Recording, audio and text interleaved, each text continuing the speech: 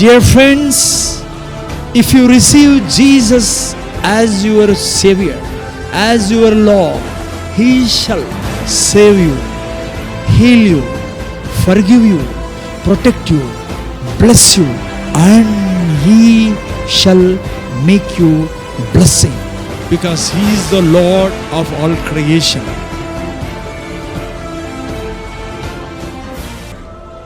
వందనము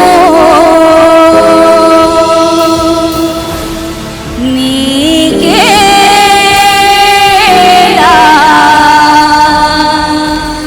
వందనము. నీకు తోడై ఉండి నీవు వెళ్ళు ప్రతి స్థలమందు నిన్ను కాపాడుచు ఈ దేశమునకు నిన్ను మరలా రప్పించదను. నేను నీతో చెప్పినవి నెరవేర్చు వరకు నిన్ను నేను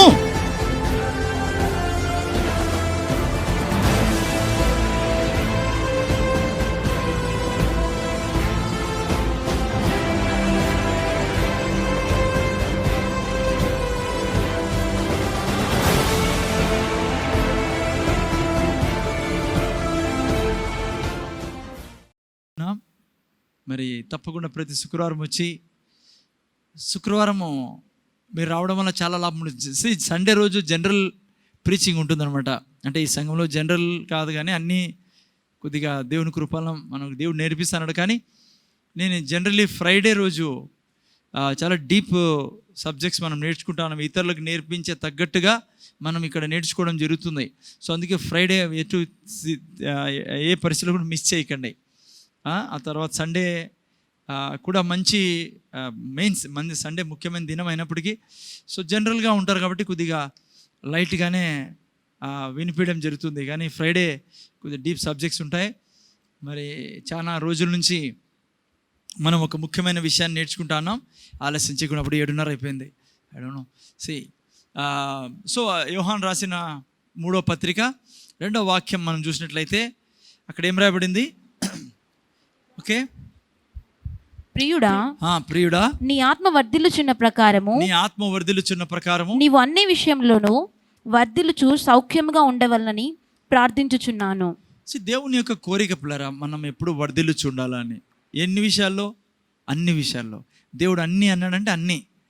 ఆరోగ్యము, ఐశ్వర్యము, పిల్లలు, కుటుంబము, ఉద్యోగము, మీరు వ్యాపారాలు, అన్ని చోట్ల మనం వర్ధిల్లాలా.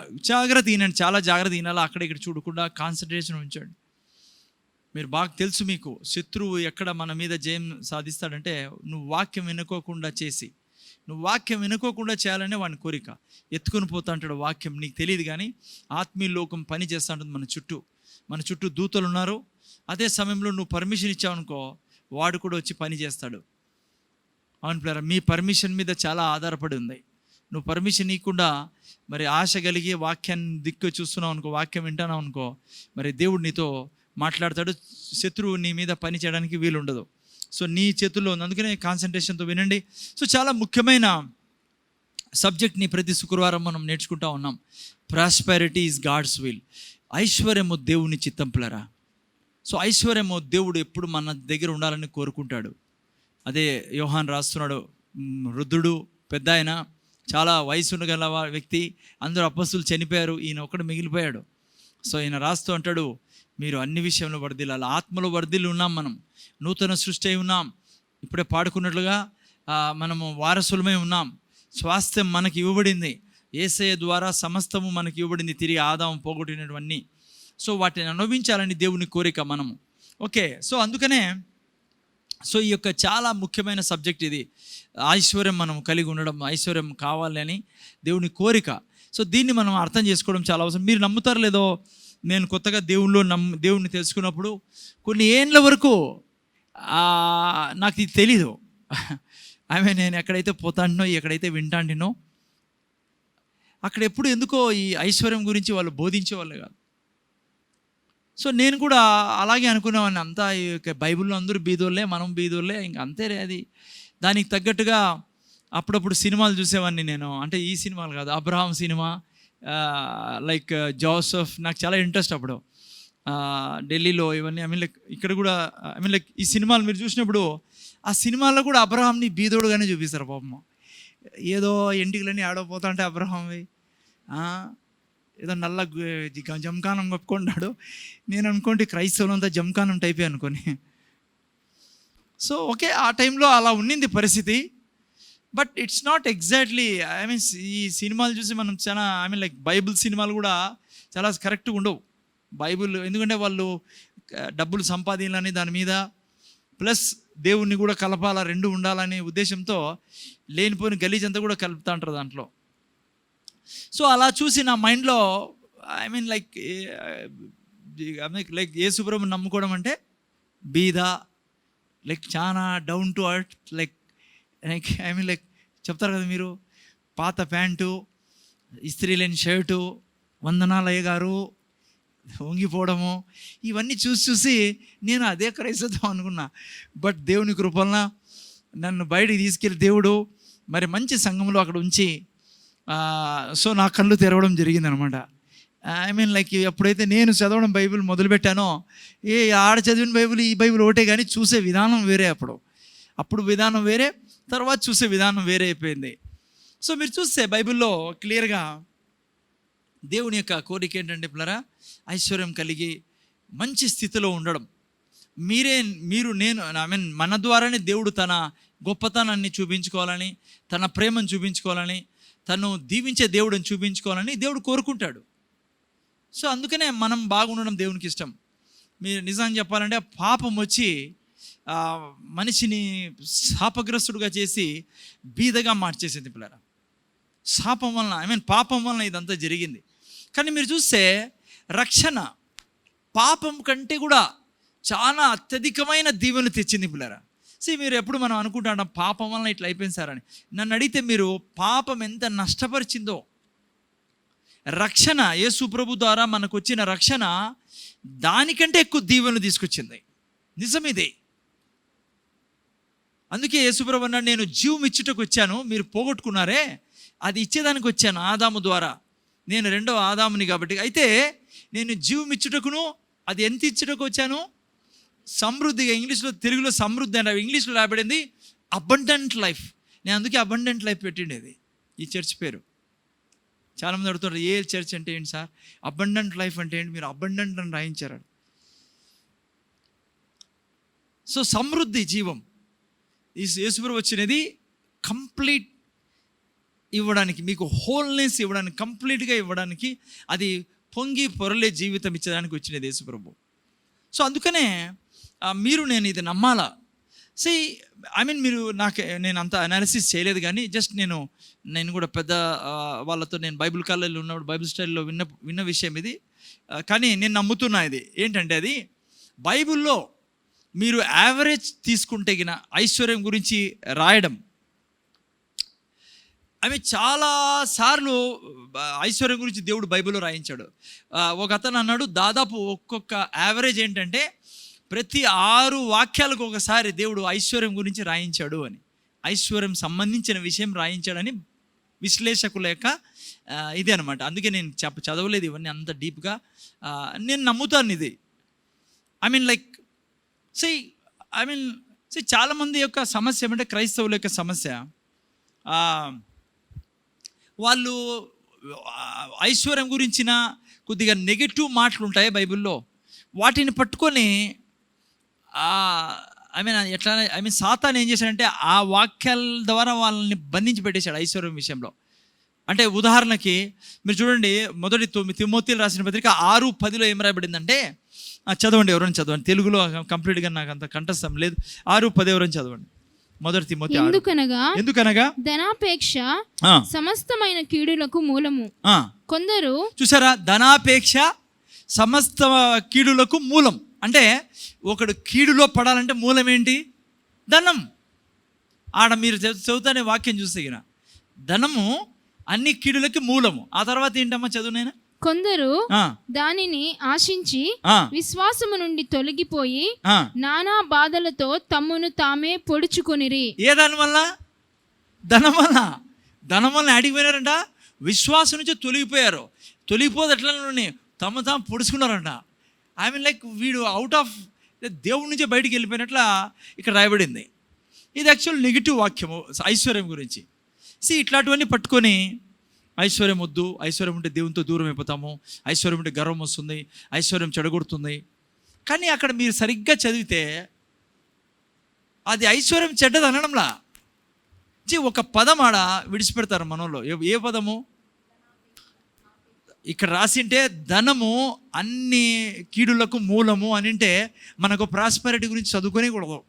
Bible study no need of studying about prosperity. అంతే కదమ్మా, ఎందుకు చదవాలా? ఎందుకంటే అది చెడ్డదంట. దాన్ని ఎందుకు మనకు పట్టుకోవాలా? ధనము ప్రతి కీడుకు మూలం అనలా. ఏం రాయబడింది తెలుసాడా? ధనాపేక్ష. మీకు తెలుసా పిల్లరా, బైబిల్ విశ్లేషకులు, బైబిల్ జ్ఞానులు ఏమంటారంటే, దాదాపు ప్రార్థన గురించి ఎన్నిసార్లు రాయబడిందో యావరేజ్ ప్రార్థన విషయం బైబిల్ అంతట్లో, ఐశ్వర్యం కూడా దాదాపు అలా రాయబడింది. అంత యావరేజ్లో రాయబడింది, అంత ఎక్కువసార్లు రాయబడింది.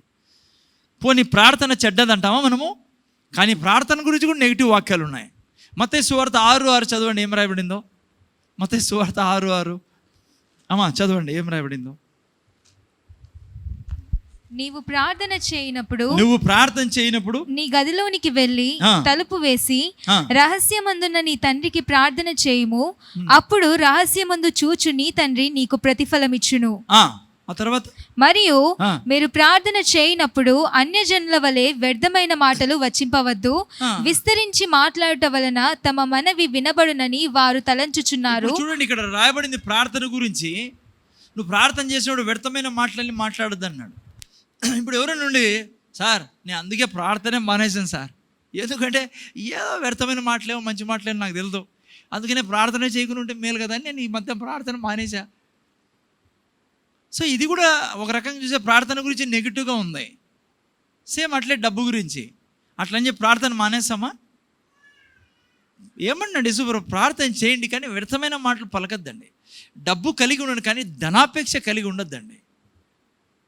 మీరు బైబిల్లో ఎవరైనా చూసుకోండి, దేవుని స్నేహితుల్ని, దేవుని యొక్క ఆయుధాలని, దేవుని యొక్క నా యొక్క విశ్వాసయగు యోబుని చూసావా అని డైరెక్ట్గా దేవుడు ఎవరిని అడుగుతున్నాడో, దేవుని శత్రువునే అడిగాడు.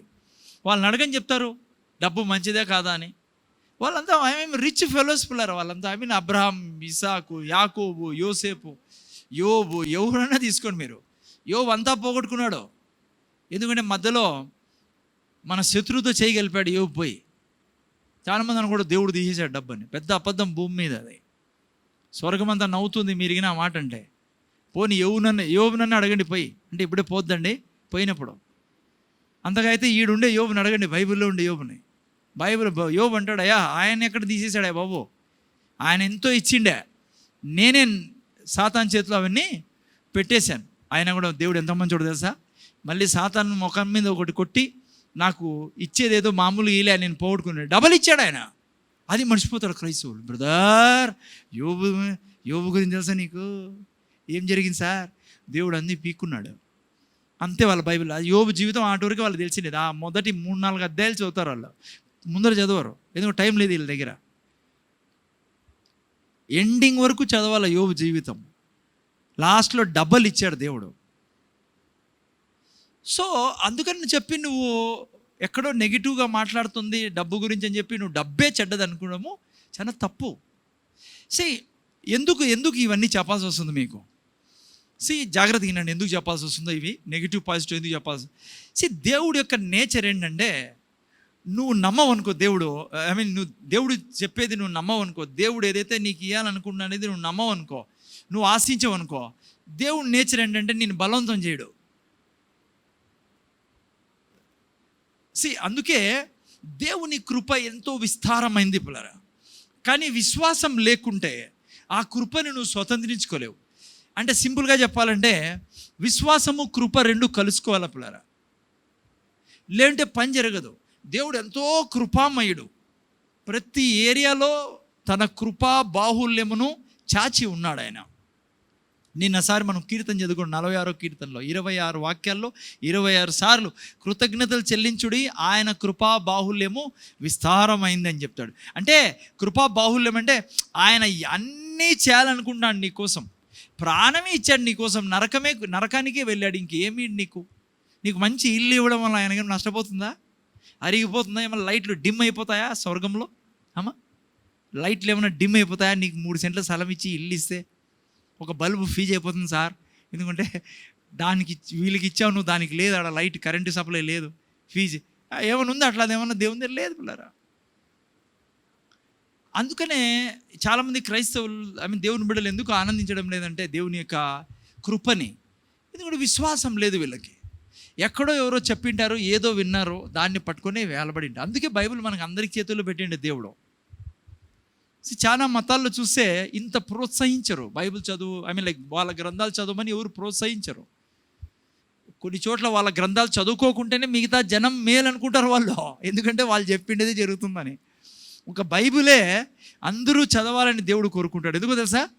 శత్రువు ఉన్నాడు మనల్ని తప్పుదారి పట్టించడానికి. ఈవెన్ కొన్నిసార్లు ప్రీచింగ్ ద్వారా కూడా తప్పుదారి పడతాం మనం. 100 సంవత్సరాలు తప్పుదారి పట్టాం మనం. నిజంగా చెప్పాలంటే మీకు నేను ఒక హిస్టరీ బ్యాక్ చదువుతా అంటే మీకు నేను తెస్తాను, రానున్న దినాల్లో చెప్పాలి. ఇది మార్టిన్ లూథర్ ఎంత గొప్ప దైవజనుడు ఆయన. కానీ మీకు జ్ఞానం కోసం చెప్తున్నా, బైబిల్ స్టడీలో అందుకే స్ట్రాంగ్ డోస్ ఉంటుందని చెప్తాను మీకు. ఆయన సెక్స్ గురించే అపోజ్ చేసేవాడు. అంటే భార్యాభర్తలు వివాహం వద్దనే టైపులో మాట్లాడేవాడు ఆయన. కానీ ఎంత గొప్ప దైవజనుడు తెలుసా మీకు? ఇప్పుడు మీరు తింటానే కెల్లాక్స్ తెలుసా మీకు? కెలాక్స్ అంటారు, కెలాక్స్ కార్న్ఫ్లాక్స్, కెలాక్స్ తెలుసా మీకు? కెలాక్స్ ఎవరు ఏ కంపెనీనో? పెద్ద దైవజనుడు ఆయన 1900లో. అది తింటే ఆ టైంలో పురుషులకు స్త్రీల మధ్య సంబంధాలకి సరిగా ఉండదని ఆ యొక్క ఐటెం తయారు చేసి అది తినడం వల్ల పురుషుడు పరిశుద్ధంగా ఉంటారు, పురుషులు స్త్రీ పురుషులు పరిశుద్ధంగా ఉంటారు, దేవుడు ఇష్టపడతాడని ఆయన స్టార్ట్ చేశాడు 1900లో. అప్పుడు వాళ్ళు అదే పనిగా తినేవాళ్ళవే.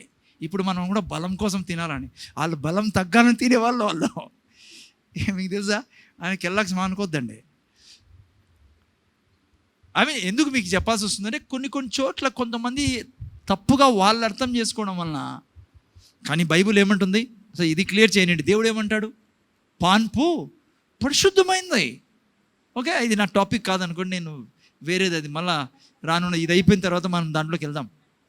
ఫ్యామిలీ గురించి చెప్పినప్పుడు చాలా డీటెయిల్గా మీతో మాట్లాడతాను నేను అన్ని విషయాలు. అప్పుడు అన్నీ కవర్ అవుతాయి. ఈ చర్చలో అన్నీ చెప్తాను నేను, ఏది ఇడిచిపెట్టేది. ఎందుకంటే దేవుడు ఏదన్నా ఇడిచిపెట్టింటే మనం ఇడిచిపెడతాం. ఏది ఇడిచిపెట్టలేదు కానీ అన్నీ చెప్తాను. చెప్పక పాపం తెలియక అందరూ మోసపోతాను మనం, ఒక రకంగా చెప్పాలంటే. లైక్ బైబిల్ జ్ఞానం లేక, దేవుని జ్ఞానం లేక. ఓకే మీరు చూస్తే పిల్లరా, బైబిల్లో లైక్ మీరు ఎవరినైనా అడగదు సార్, అబ్రహాము, ఇస్సాకు, యాకోబు, మోసే, యెహోషువ, వీళ్ళందరూ నమ్మారు దేవుణ్ణి. దేవుడు ఐశ్వర్యం ఇచ్చే దేవుడు, అందుకే ఐశ్వర్యవంతులు వాళ్ళు. ఓకే, సో అందుకనే మనము ఐశ్వర్యం అనేది మనకు చాలా అవసరము. మంచి సబ్జెక్ట్ ఏది నేర్చుకోవాలా, ఐశ్వర్యం కలిగి ఉండాలా. నేను మీకు రేపు వారం నుంచి చెప్తాను. రేపు వారం నుంచి, ఈ వారం కొద్దిగా నాకు నిన్న వారం లేట్ అయిపోయిందని నేను రేపు వారం నుంచి రాజుల గురించి స్టార్ట్ చేస్తాను మీకు. నేను ఇప్పుడు అబ్రహాం, ఇస్సాకు, యాకోబు విన్నారు మీరు. రేపు వారం నుంచి దావీదు, సొలొమోను, యెహోషాపాతు, రాజులందరూ గురించి చెప్పాలి మీకు. ఎందుకు చెప్పాలి రాజుల గురించి? శివాజీ ఎందుకు చెప్పాలి రాజుల గురించి? ఎందుకు చెప్పాలి రాజుల గురించి? మనం రాజులంపులరా. మీకు చూపిస్తాను నేను ఎటువంటి రాజులమో మనం. We are kings. అర్థమైందా మీకు? మీకు తెలుసా ఇంకో విషయము? బైబిల్లో ఇప్పుడే చెప్తాను, బాగా గుర్తుపెట్టుకోండి. రాజుల గురించి ఏమేమైతే రాయబడిందో అవన్నీ మనకు అప్లికేబుల్ అవుతాయి.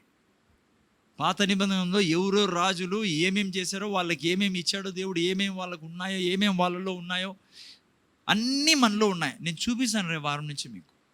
We are kings. తెలుసా మీకు? కొంతమంది చూసాను, ఏం సార్ అట్లా అంటారు, అదేదో చెడ్డమాట మాదిరి. చదవండి ప్రకటన గ్రంథం 1వ అధ్యాయం జస్ట్ మీకు టచ్ చేసి లోపలికి వెళ్తాను నేను రేపు వారం నుంచి. జస్ట్ ఇది యాడ్, ఇది ఏమంటా యాడ్, ఇది జస్ట్ టెక్ అని 1 సెకండ్ యాడ్. రేపు వారం నుంచి ఏం జరగబోతుందో చదువు నాయనా. ప్రకటన గ్రంథం 1:5-6. నమ్మకమైన సాక్షియు, మృతులలో నుండి ఆది సంభూతుడుగా లేచిన వాడును, మృతుల్లో నుంచి ఆది సంభూతుడుగా లేచిన వాడును, భూపతులకు అధిపతియునైన యేసుక్రీస్తు నుండి. భూపతులకు అధిపతియునైనా. తెలుగులో బాగా ఇంగ్లీష్ పెట్టినైనా అమ్మా, ఇంగ్లీష్లో ఏం రాయబడి ఉంది? తెలుగులో మీకు తెలుగులో కూడా మంచి పదం అదే. ఉండండి, ఇంగ్లీష్ చదివి మీకు who is the faithful witness. చూడండి, 3 విషయాలు రాశారు ఇక్కడ యేసుప్రభు గురించి. ఆయన నమ్మకమైన సాక్షి, ఆ తర్వాత చూస్తే the first begotten of the dead, తెలుసు కదా, చనిపోయిన వాళ్ళని తిరిగి లేచినవాడు, అంటే నూతన సృష్టిగా లేచినవాడు. మళ్ళీ లాజరు కూడా లేచాడు కదా సార్. ఎందుకు సార్ బైబిల్లో ఫస్ట్ బార్న్ అని యేసుప్రభుకు రాశారు? లాజరు ఏమంటారు, లేచినాడు మళ్ళీ పోయినాడు గుంతలోకి, అంటే మళ్ళీ చనిపోయినాడు. యేసుప్రభు లేచి మళ్ళీ చనిపోలేదు, నూతన సృష్టి ఆరంభమైంది. అది దాని గురించి first born from the dead అంటే. ఓకే, ఆ తర్వాత the prince of the kings of the earth. Prince of the kings of the earth. అమ్మా, తెలుగులో ఏంట్రా నాన్న? భూపతులకు అధిపతియునైనా. భూపతులకు అధిపతి ఏంటి దానికి అర్థం? భూపతులకు అధిపతి అంటే చాలాసార్లు ఏమనుకుంటా అంటే భూపతులకు అధిపతి అంటే అదే సార్, యేసు ప్రభు రాజులకు రాజు. ఏ రాజు? అదే సార్. సపోజ్ ఆ రోజు యేసు ప్రభు టైంలో ఏ రోజు రాజు ఉండే? సీజర్ చక్రవర్తి, లేకుంటే ఇంకెవరు రాజులు ఉండే? అంతా హేరోదు రాజు, ఫరో రాజు, లేకుంటే అమెరికా రాజు, అనంతపురం రాజు, వాళ్ళకి రాజు సార్? నో సార్, వాళ్ళ గురించి కాదు రాయబడి ఉండేది ఇక్కడ. ఎవరు? భూపతులకు అధిపతి. చదువురా, తెలుగు మర్చిపోతే తెలుగు నేర్చుకోలేరా మళ్ళీ తెలుకమ్మటి. భూపతులకు అధిపతి. ఆమె ఎంత గ్రాండ్ పదం తెలుసా? ఎవరు భూపతులకు అధిపతి? మీకే అనుమానం, ఎవరో లేదు సార్ మనకి. అలా మీరే, నువ్వు, నేను భూమి మీద అధిపతులం మనము, రాజులం మనము. అందుకే ఇంగ్లీష్లో చాలా మంచిగా రాయబడి. చూడండి, ఇంగ్లీష్లో ఏం రాశారు? The prince of the kings of the earth. ఆయన రాజు. ఎవరికంట? Kings of the earth. ఎవరు కింగ్స్ ఆఫ్ ద ఎర్త్? ఎవరు కింగ్స్? హేరోదు, గీరోదు. హలో, వాళ్ళ ఆ కాలంలో ప్రజలు ఎన్నుకున్నారు, అది బాగానే ఉందనుకోండి. యాక్చువల్గా దేవుని యొక్క పుస్తకంలో రాజులు ఎవరంటే మీరు, నేను. కింగ్స్ ఆఫ్ ద ఎర్త్, భూపతులకు అధిపతి ఆయన. అర్థమైందా? మీరు, నేను రాజులో. నేను అందుకే చెప్పాను మీకు, బైబిల్లో పాత నిబంధన చదివినప్పుడు అంతా దావీదు గురించి చెప్పిన, దావీదులాగా నేను ఉంటే ఎంత బాగుంది ప్రభువా, దావీదులాగా చెయ్యి అనొద్దండి. దావీదు కంటే శ్రేష్టమైన వాళ్ళం మనము. ఎందుకంటే దావీదు లోపల దేవుడు ఉండి పని చేయించి మళ్ళీ వెళ్ళిపోయేవాడు. దావీదు అద్దె ఇండ్లు ఉన్నట్ల, మనం సొంత ఇండ్లు ఉన్నట్ల దేవునికి పర్మనెంట్గా సెటిల్ అయిపోయాడు. సో అర్థమవుతుంది తప్పలేరా? సో అందుకనే మీరు, నేను రాజులమని అక్కడ రాయబడింది మన గురించి. సో అందుకే మీరు, నేను రాజులు. అందుకే సరి కూర్చోవాలా. మీరు కూర్చోండే చైర్ ఏంది? శక్షవలి ఏడ కూర్చున్నావు? సింహాసనం అది. హలో, సరి కూర్చోండి. రాజులు మీరంతా రాజులు సరిగ్గా ఇదిలించుకొని కూర్చోండి. కొంతమంది రాజులు పండుకుంటా అంటారు. రాజులు పండుకోవడం మంచిది కాదు. హలో, రాజులు ఉత్సాహంగా కూర్చోవాలి. అర్థమైందా? ఇదిలించుకొని కూర్చోండి. మీకు నిజం రేపు వారం నుంచి అట్లా ఊరికే ఉండదు. ఏదో సరే ఏమంటారు దాన్ని? తునిగని, ఇంగ్లీష్ తునిగే కదా అనేది దాన్ని. సో ఏదో తునిగని సార్, ఈ చీమన్ సార్, గడ్డిని సార్, ధూళిని, దుమ్ముని. సాధారణంగా వాళ్ళ ఇష్టం అట్లా మాటలన్నీ. మనోళ్ళు అసలుకి ప్రార్థన మొదలు పెడితే అసలు ఎక్కడ లేని చీడపురుగుల పేర్లన్నీ ఎత్తుతారు అప్పుడు ప్రేయర్లో. అందుకే అంటాడు దేవుడు, వ్యర్థమైన మాటలు మాట్లాడొద్దండి. ఏంటి వ్యర్థమైన మాటలు అంటే ఇవే. ప్రభువా, నేనే పాటివాడిని, నేను పురుగుని, నేను పాముని. పాము అన్నారు అనుకోండి, పాము మంచోళ్ళు, అది కూడా అనేవాళ్ళు ఉన్నారు కొంతమంది. పురుగుని, గడ్డిని, గాడిదని, జంతువుని అనేది ప్రార్థన అయిన తర్వాత అట్లాగే ప్రవర్తించేది భార్యతో. భార్య అట్లాగే ప్రవర్తిస్తుంది ఎవరితో? భర్తతో. ఎందుకంటే ఏమి నువ్వు నమ్ముతావో అదే తయారవుతావు నువ్వు. ఎట్లా ప్రార్థన చేయాలి దేవుని ఎదుట? కృతజ్ఞతలు తండ్రి, నువ్వు రాజువి, నన్ను రాజుగా చేశావు. భూపతులకు అధిపతిని నేను. ఆకాశం భూమి మీద అధికారం కలిగి ఉన్నా, నేను పాతాళం మీద అధికారం కలిగి ఉన్నా. ఎందుకో తెలుసా తండ్రి, నీ వలన ఇదంతా జరుగుతాండేది. నువ్వు నీ కుమారుణ్ణి పాతాళానికి పంపించి పాతాళం నుంచి లేచి యేసు ప్రభు ద్వారా పాతాళం మీద నాకు అధికారం ఇచ్చావు. I'm a king over the earth, O God. Thank you Father, thank you Lord. గొప్ప దేవుడు తినడం. తండ్రి సమస్తం మీద అధికారం ఇచ్చావు. ఆకాశం మీద, సముద్రాల మీద, జంతువుల మీద, జ్వరం మీద, అన్నిటి మీద అధికారం ఇచ్చావు. నీ కృతజ్ఞతలు తండ్రి. జ్వరం వచ్చింది, చంపేస్తా ఉంది ప్రభా. ఎక్కడున్నావు తండ్రి? ఈ జ్వరం వలన జ్వరం పోదు. జ్వరము అది ఏం జ్వరం అంటారు దాన్ని? వైరల్ టైఫాయిడ్గా మారుతుంది. టైఫాయిడ్ ఇంకేం మారుతుంది? వద్దు, కొట్టు తల మీద దాన్ని ఒకటి. నీ ప్రార్థనే వెళ్ళిపోవాలి. ఇంకా జ్వరము అనుకోకముందే దేహం అంతా నిండి ఉన్నావు తండ్రి. రక్తములో నువ్వు నివసిస్తున్నావు. నా ఎముకల్లో నువ్వు బలం ఇస్తున్నావు. నువ్వే జీవిస్తున్నావు నాలో తండ్రి. ఎంత గొప్ప దేవుడు తండ్రి. ఓ చూడాల నువ్వు నిండి ఉండడం, దేవునితో నిండి ఉండడం. ఎప్పుడు దేవునితో నిండి ఉండడం చూడాలి. డెవలప్ చేసుకోలే ఇమాజినేషన్. ఎప్పుడు చూసాడని నిండి ఉన్నావు, తల నుంచి అరికాల వరకు దేవుడితో నిండి ఉన్నావు. ఇది జస్ట్ చర్మం పైన కప్పుకుంది దేవుణ్ణి. అలా ఇమాజినేషన్లోకి పోలను. దేవుడు అదే చెప్పేది, నీలో ఉన్నవాడు ఈ లోకంలో ఉన్నవానికంటే గొప్పవాడు. ఊరికే వాక్యం చూస్తే కాపులారా, ఇమాజిన్ చేయాలా, నాలో ఉన్నవాడు దేవుడు. సో రాజులం మనం. పాత నిబంధనలో చూడండి మీరు, దేవుడు ఎవరినైనా తీసుకొని రాజుగా అభిషేకిస్తే ఎలా ఉండదు ఆ వ్యక్తి జీవితం. ఆ వ్యక్తి రాజు అయితేనే కంప్లీట్ మార్చి పడేసేవాడు. ఆర్థికంగా, ఆత్మీయంగా, ఎక్కడ పైన విజయమే, ఏది ముట్టుకున్నా విజయమే. బైబిల్లో చూసుకోండి, దావీదు. రేపు వారం చూసుకుందాం దావీదు గురించి. సింపుల్ పర్సన్, ఏ ఎన్నిక లేనివాడు. ఎక్కడ చేర్చాడు దేవుడు తీసుకుని పోయి. ఒక్కసారి రాజుగా అభిషేకించబడిన తర్వాత జీవితమే మారిపోయింది. సింహం అసలుకి పేపర్ మాదిరి అయిపోయింది అతని చేతిలో. ఎలుగుబంటి వస్తే అసలుకి ఏదో గడ్డి మాదిరి చీల్చి పడేశాడు. ఎవరు అతని పేరేంటి? పెద్ద ఆయన గొల్లియాతో. ఏదో బన్ను కదా తింటారు, అట్లా తిన్నారు అతను. కారణం ఏమంటే ద అనాయింటింగ్ ఆఫ్ గాడ్. రాజు మీద అభిషేకం వస్తూనే దేవుని సామర్థ్యం వచ్చి నివాసం చేసేది.